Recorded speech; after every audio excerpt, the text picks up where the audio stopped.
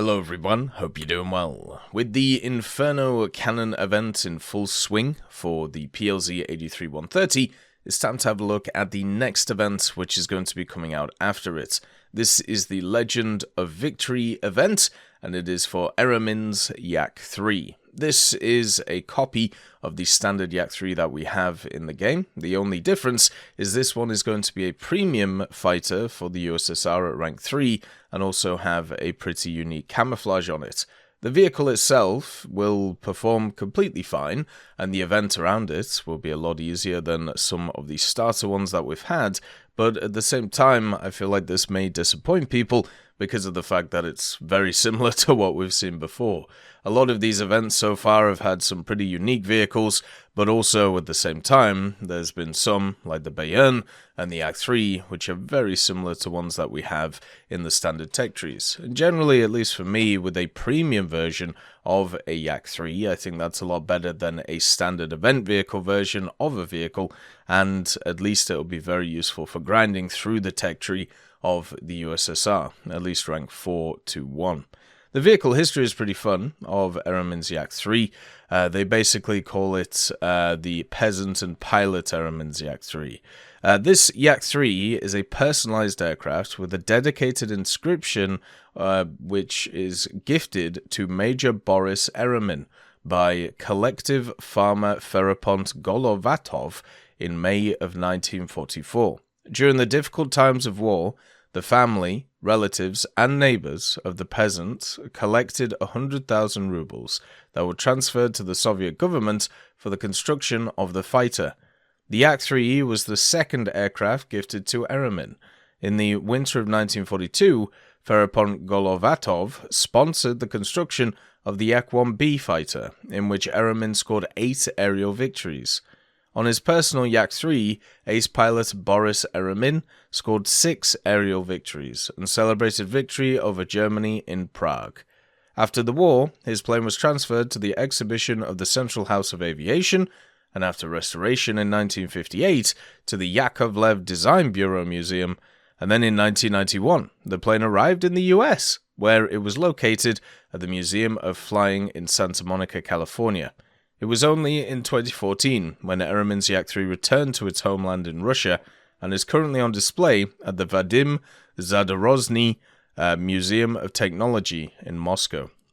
So it's a vehicle that has been all around the world, not just during the war, but also after it. And the vehicle itself, as I said, is basically just a copy of the standard Yak-3. It has one 20mm Shevak cannon. It has also one of the standard machine guns with it too, and basically it's a early production variant of it.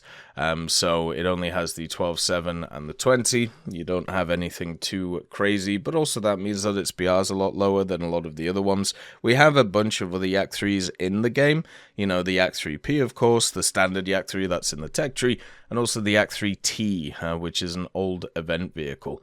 There's also the Yak-9s, the Yak-9s being a lot of fun too. It might actually be the Yak-9P and not the Yak-3P, so my bad about that. But anyway, the Yak-3s are very good aircraft, just like the Yak-9s. The basic vehicles are very good medium to low altitude fighters. The only thing that used to kind of hammer them back in the day was a lot of German and also American fighters which would go high and then dive down on them. Then you had to defensively fly, which you can do at mid to low altitude very effectively with these vehicles, get them to overshoot and then hit them with the guns. And the Shevak was temperamental is one of the words that I would use. A lot of people back in the day used to talk about Hispanos or Hisparcos, where they wouldn't do as much damage as you wanted them to. But I've got to be honest, the Shevak was the most annoying gun for me for that type of thing. Hispanos, you usually had at least 2 or 4 Hispanos to be able to damage. With a lot of these Soviet machines, you had one Shevak. And if that Shevak didn't hammer, then you were pretty much done for. And there was a lot of times, especially in the arcade, where the Shevak just would not hammer. The vehicle, though, will be good, and it will fit its BR pretty well. The Yak-3 hasn't changed in BR for many years, even after a bunch of BR decompression. That's not a bad thing though, it just shows how good it was back then and how good it is now for what it does. The only issue is multi-role usability. This vehicle doesn't really have anything which will make it more useful around the way. There is a Yakovlev which has access to some like bombs in the back of it. I think it's the Yak-9B, but the Yak-3 will only have a 20mm and a 12.7, which isn't really that useful. Since it is an event, though, there are a bunch of other stuff that are also available, and this is through the mission score stuff. So once again, it's a stage event with mission points. You need to get 35,000 mission score each stage. There are 6 stages to be able to complete here, so less than we've seen previously. And once again, it's just vehicles which are ranked 3 or above in the air battles category, so arcade, realistic, or simulator. Now, if you want to get the coupon for this thing, you'll need 500,000 mission score during the event. The event actually runs from the 8th of May until the 20th of May, so it shouldn't be too hard to do that, especially if you're grinding in simulator. And also, they're bringing back the discounts on purchasing using Golden Eagles for stages, with the 85% and the 95% setup too. So nothing has changed since the previous event. They're just bringing back all of the old stuff into this one too. Now, these stages will change every 2 days.